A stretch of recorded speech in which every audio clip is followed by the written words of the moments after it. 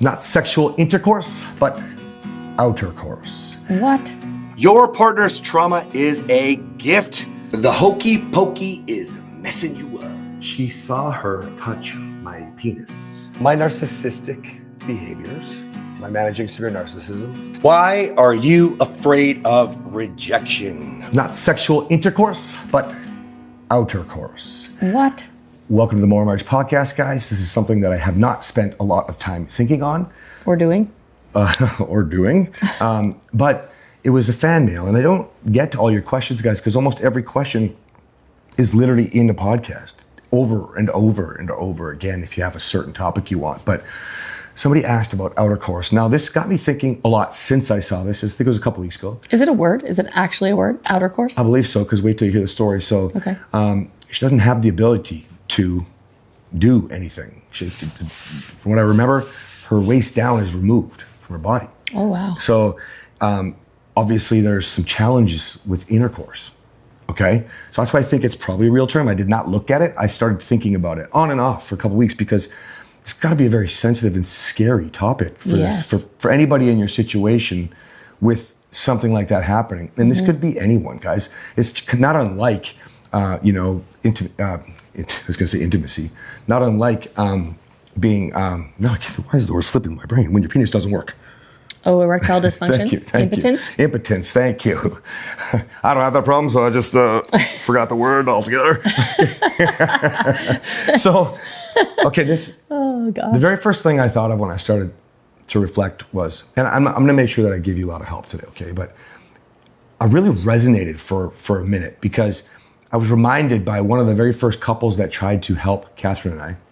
And he said, what if she couldn't fuck you, man? Like, what if she was in a car accident and she lost it all? And I don't recall if he actually said that or if I'm tying it to this woman's question. But the gist is, if it doesn't work, you just can't do it, right? He did say something like that. I thought, yeah. Yes, so, he did. That, to me, like, I remember justifying it going, and this is where it's going to step into your relationship here. I remember justifying it and go, well, there's another hole. You know what I mean? And I don't think I said that out loud. Of course I would still love her is what I would have said, right? And of course that's true. But now you run into the problem of, you think a few episodes back when Kathryn was saying some of the things that we say as men to women, just think, if you don't recall, go watch those 3 on intimacy, emotional connection, and sex, okay? I think it's 339, 340, something like that. 338, 339, 340, that's what it is. The Okay? episode numbers? The episode numbers, yeah. It's very hurtful what we say. So if you can imagine what this woman must feel like, your wife, buddy, if you're listening, like where she can't be there for you, the insecurity alone that would cause her, the fear of not being good enough, of you leaving her because she's not able to, all of these things, right? You're probably dying inside. What was her actual question? She just basically talked about, can you do an episode on outercourse because there are people like us that can't okay? Wow. But guys, I started reflecting some more and I started thinking, this is not unlike if you have a spouse who gets cancer. We see the affairs that happen because of it, right? We also see people leaving, and it's not because of the cancer, it's because they don't want to take care of you because they've been your fucking mom for so long, right?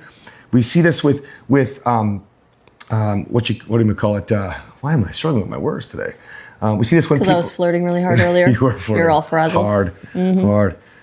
Oh, we both did it at the same time. Same letter. Okay.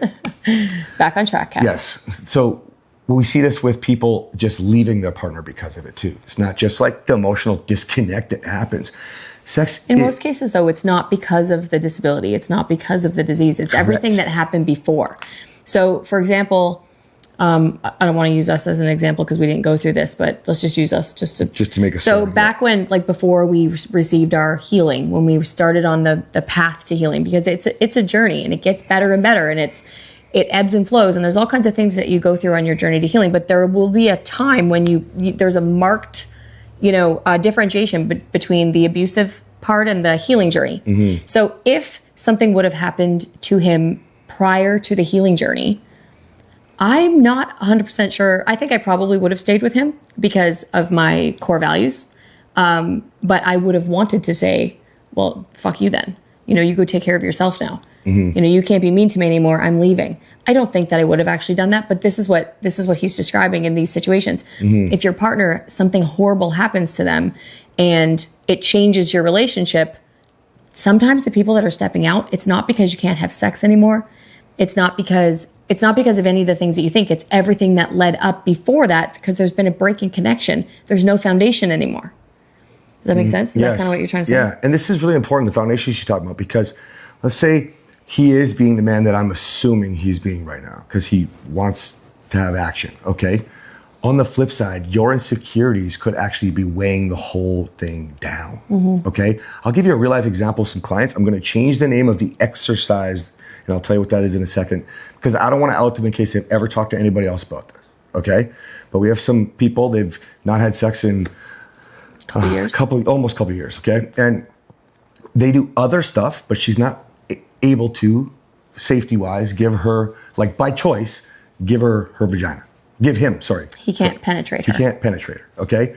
So they do this thing called the slippery slope. I'm just changing the name. But they do this thing called the slippery slope where he gets to slide and glide between, well, that would have been a good name too. If you're listening, guys, you can go with that one. I like slide and glide? The slide and glide between the butt cheeks, okay? Or the thighs, or the lips, down there. Yes. Yeah. The reason why I'm bringing this up is because I know it's not the same, especially if it is that you're waist down gone. I don't know how that works though, if you are completely like that. But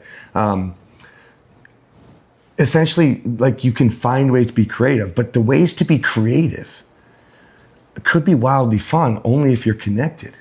If you can ditch away from the insecurities, we can stop the fear of what this feels like for either of you and start joining in what it could be like to be a problem solver, both of you together, like attacking the real issue. Because the real issue isn't the fact that you're missing a body part in this story. And I apologize, by the way. Or unable to penetrate, or that's not the actual problem. The problem is that you're not connected enough to get creative and connect on a different level. 100%. But still the intimate level. Just, it's not classical sexual intercourse. That's right. And by so the way, outercourse or whatever. I didn't know that was a thing, but. And by the way, I apologize because, like, we just see so many questions coming in between fan mail here on the podcast and DMs. It's hard to remember all the stories, and I just write down like Outercourse, and then I remember I want to talk about it for you. So I'm as close as I can to it, hopefully. But it's really the connection. I know that I love sex. I love it. Okay? And I love it with my wife. And if she couldn't do it, I know that I would look forward to playing a fucking game and how we can make more things exciting. Right? You know? It's like the way you've been flirting lately about the stuff that's been going on for 11 years. I don't even know if I should. No, do not say that on camera. Let's just say, guys, I'm really good at flirting. Oh, fuck. Whew. Okay. So, listen, I want to recap for you.